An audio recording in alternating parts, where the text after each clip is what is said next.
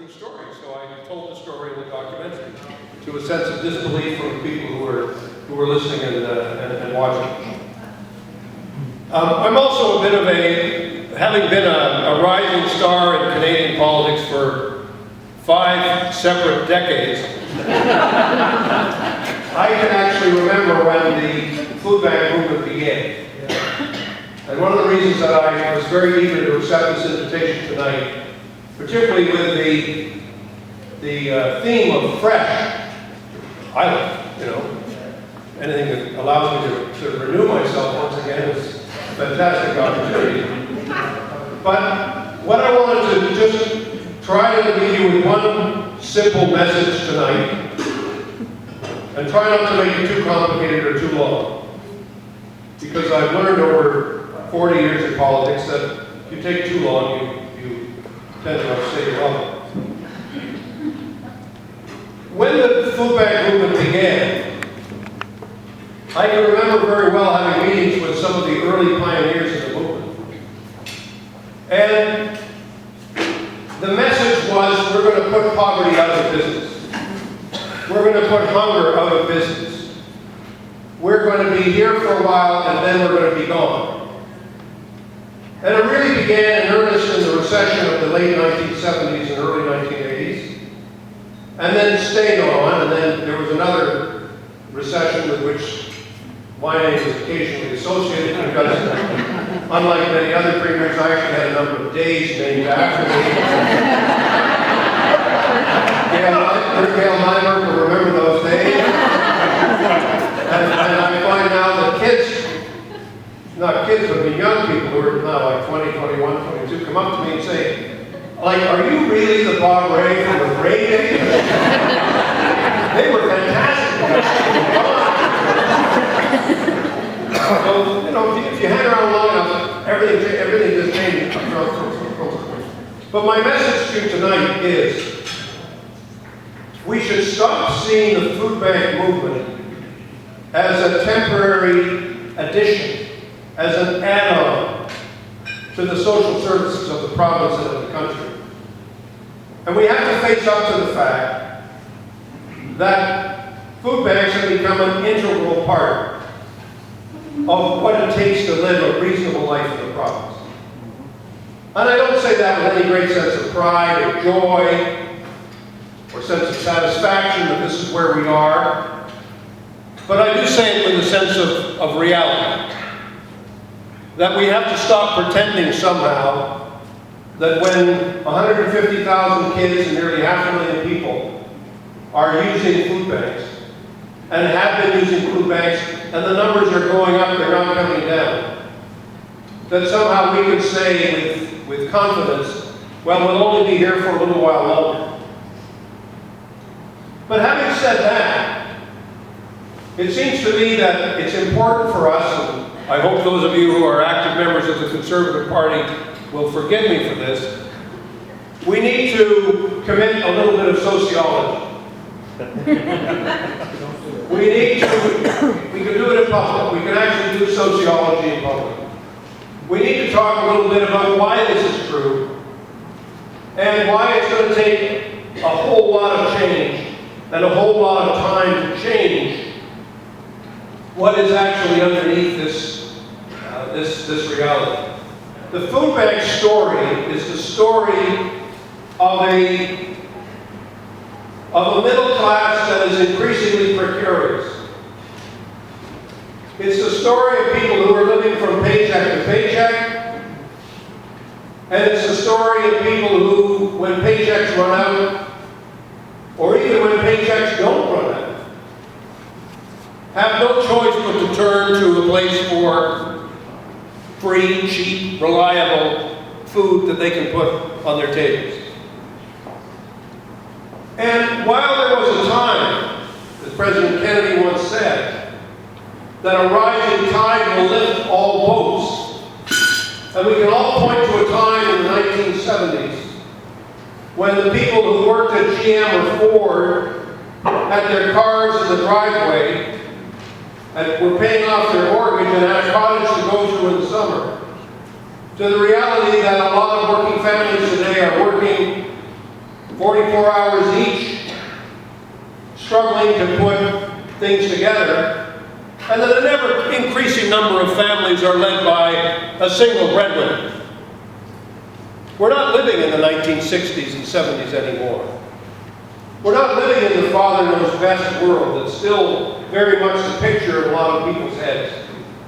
We're living in a very different place. And we have to understand what that place is, and why providing good, nutritious food is an absolutely essential part of what we need to do for each other in this province, in this country, at this time. We live in a meaner time, let's face it. I can remember one of the members of my cabinet in the early 90s saying, as we were around the cabinet table dealing with the second big recession that we faced in a decade.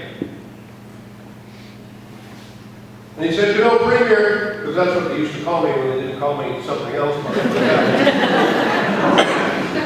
Premier, you know, the water buffalo look at each other very differently when there's no water.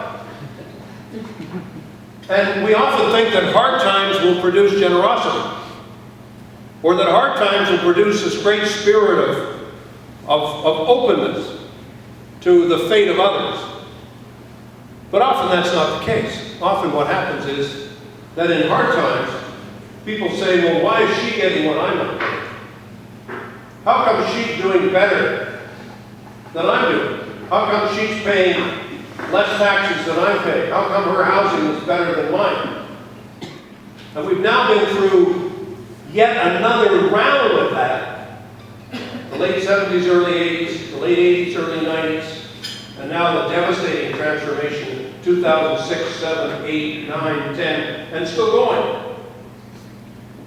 Where people are looking at each other differently. And so we have to do everything we can to create a spirit of generosity and a spirit of solidarity at a time when it's very easy for people to say, I can't do anymore, I gotta look out for myself. And making sure people have enough to eat, you would have thought is pretty fundamental to what it means to be a Canadian. And I think it is. But we have to understand that if we're doing so in the context of a politics that is not always generous, and a politics that is not always kind. And we have to understand that we can't do it alone in the nonprofit sector. We rely on good public policies. We rely on generous corporations. And we rely on neighborhood movements that are prepared to do something for their neighbors. And it's not always easy. Sometimes it's tough. Sometimes it's a challenge. But the first step, to come back to my main point, always a good idea to speak, is to remind ourselves that we're here. And we're not going away. Because building this into the structure of social policy in the province is something that simply has to happen. Now, other good things are happening. Let me pay praise to the Government of Ontario, which I think has made some positive changes in terms of tax policy, positive changes in terms of social welfare policy, things that are helping to make a difference in making sure that people are encouraged to go back to work, and that we take away every conceivable barrier in the tax system and everywhere else to what it takes to go back to work and it takes to begin to put more food on the table. But let me also say that we live in a time when the federal government is reluctant to do that much, when both levels of government are worried about their deficits, understandably, and when, if I may put it in the least pejorative way possible, the government of the largest community in the province of Ontario is not exactly focusing on this issue at the present time. So there's work to be done. The last thing I want to say to all of you is thank you. Many of you have been kind enough to me to come over tonight to say thank you for what you've done. I feel a bit like I belong somewhere in this museum, I'm not quite sure. But I simply want to say thank you to all of you, because you're all volunteers for the most part. And even though those of you who aren't volunteers are getting paid as if you were volunteers. And let me just say to all of you, thank you so much. Thank you for what you're doing. It makes an enormous difference to the communities from which you're coming. We're in the middle of this province of a continuing challenge. New immigrants coming every day, new to the country, new to the province, new to this industrial world, not sure where they're going to be, not sure where they're going to end up. We have the other migration, which Canadians are hardly aware of, off reserve in Northern Ontario.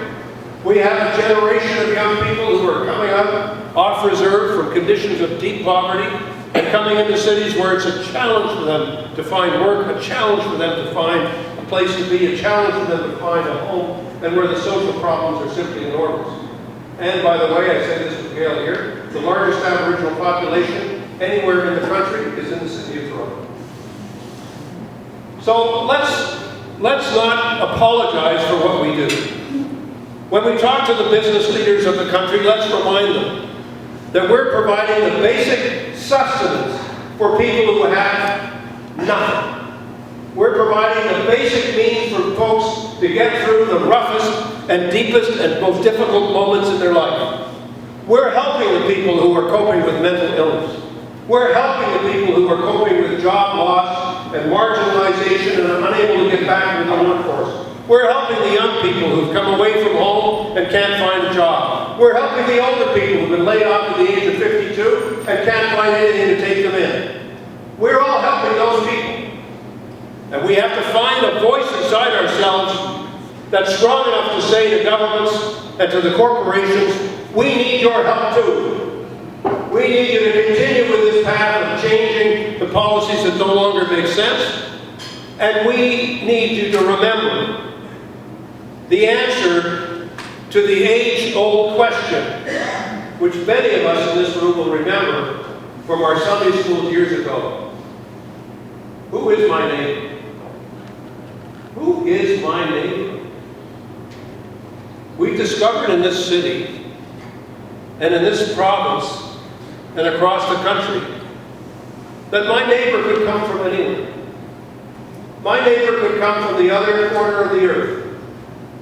My neighbor could come from the other corner of Ontario.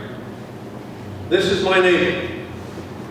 These are the people we are taught in virtually every religious denomination that we can imagine to love, to care for, to show our solidarity, to show that we are there in the difficult moments and that we are willing to serve.